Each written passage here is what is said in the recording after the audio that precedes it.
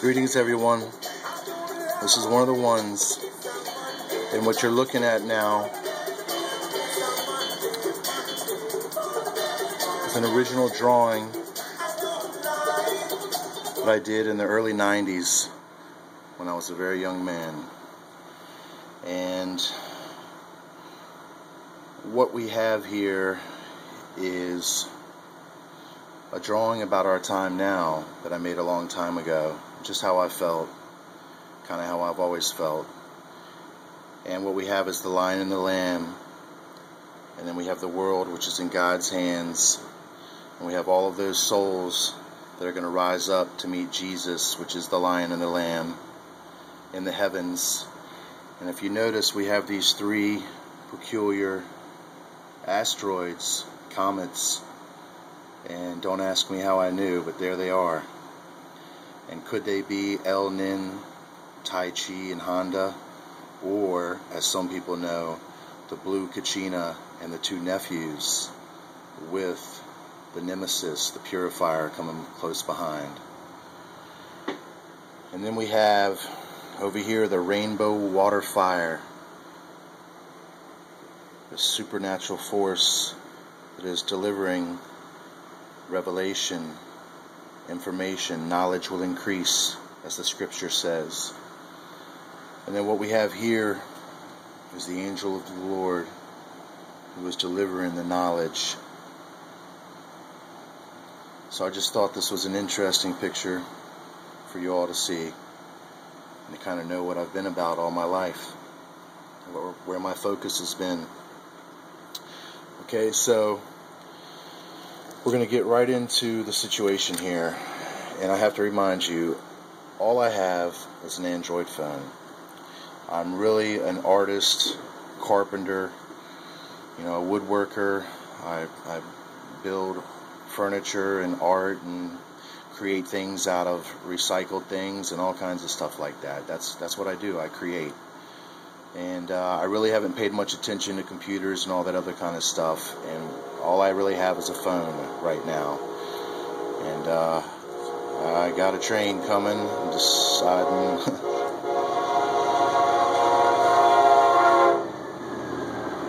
Okay, that was a quick one.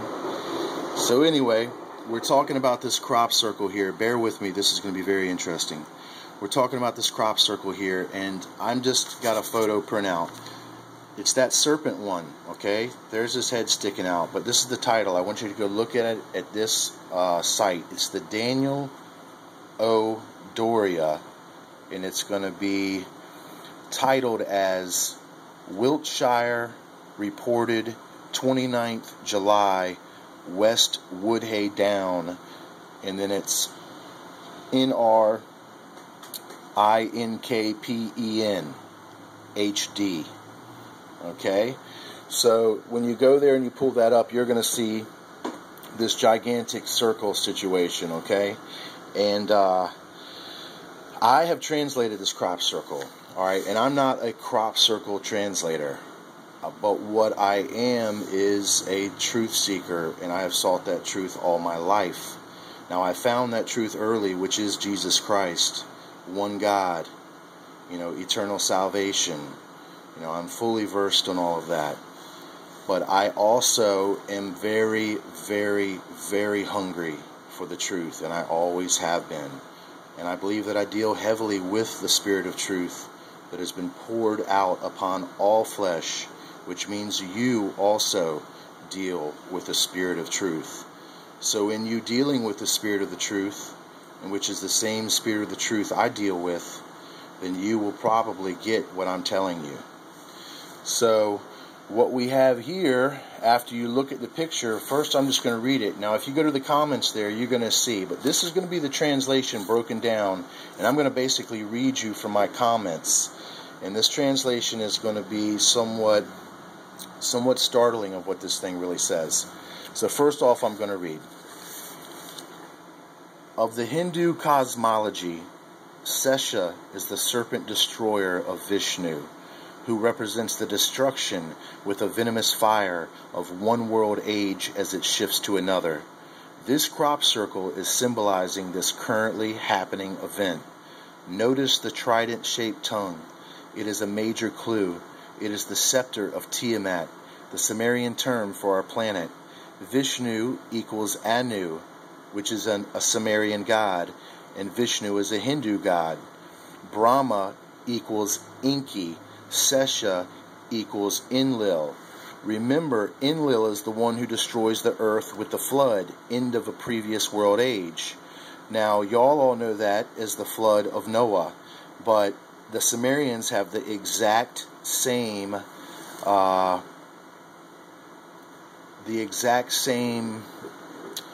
historical account.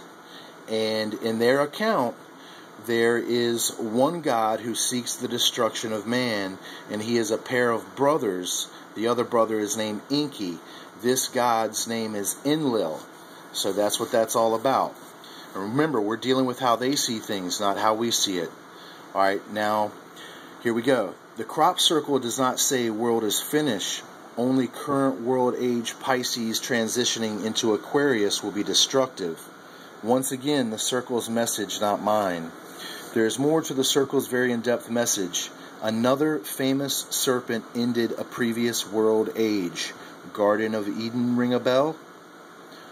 The crop circle translation I have presented represents its iconography, which is an ancient pictograph writing system which covered the globe in 10,000 BC. Well, that's right, 10,000 BC. Now, I said it didn't originate much earlier, but that's when it covered the globe, 10,000 BC. There is a solar astronomical message also dealing with the ecliptic, presenting the same message as its iconography. Now I'm going to keep reading here. Bear with me. It's going to get more interesting. It's not the solar ecliptic in relation to Earth. It's the solar planetary ecliptic in relation to the Milky Way.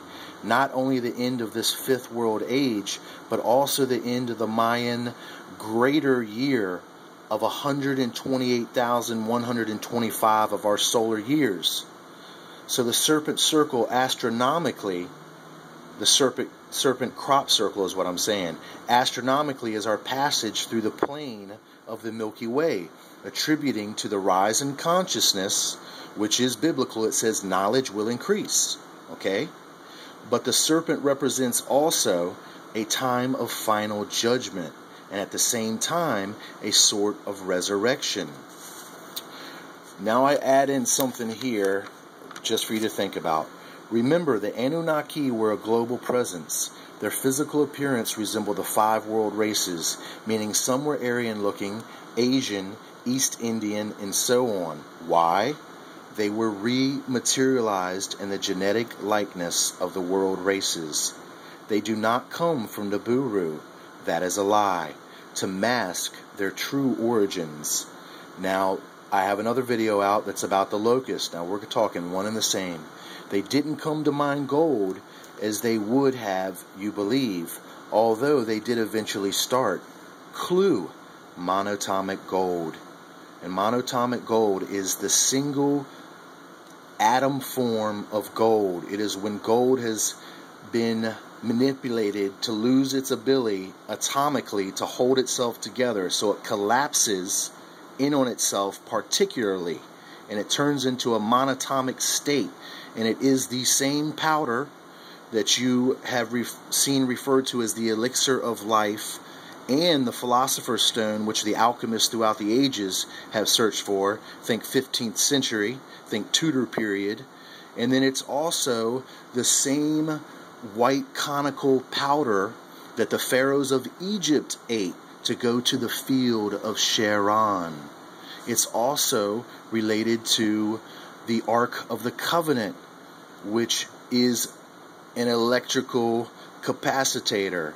Okay? And there is a reason why the Hebrews of the Jewish nation at this time are in possession of a very advanced machine. And if you keep following my videos, you will find that out.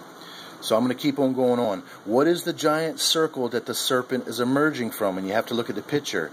It is the Apsu, or the Apsu, meaning the abyss. This is the final part.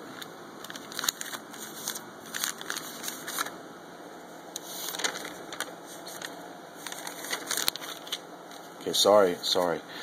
Okay, and I have one more thing that I've said here, which is definitely want you to think about.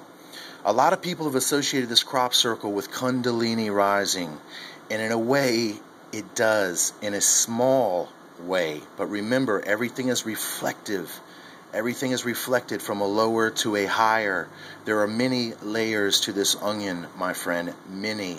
We have to go deep. So I say, unfortunately for some, Kundalini rising is associated with the serpent, but not in a good way. It is a technique used by the Anunnaki Nephilim to recreate certain divine attributes they had before the war in heaven. It was a technique never intended for ordinary mortal man. Think 12-strand DNA. I don't know if you're familiar with it. Google it.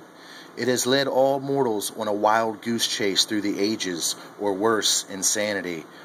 All right, here's what we've been waiting for. This is the esoteric translation of the serpent circle. And for anybody that doesn't know, esoteric is occultic.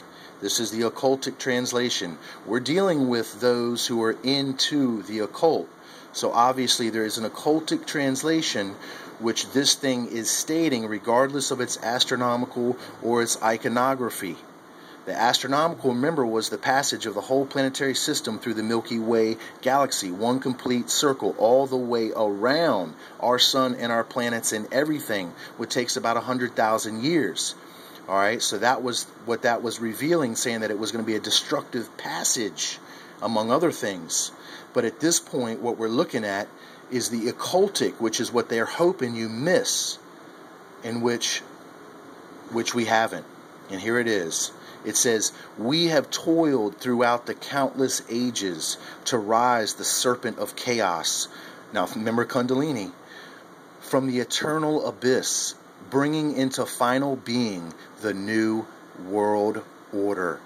The age of the crowned conquering child, Horus. Major connections. Everything I just said, I can connect back in ways that... Check me out again. I'll come out with another video, part 2 to this, and we're going to open it up. Thank you, my friends, for listening.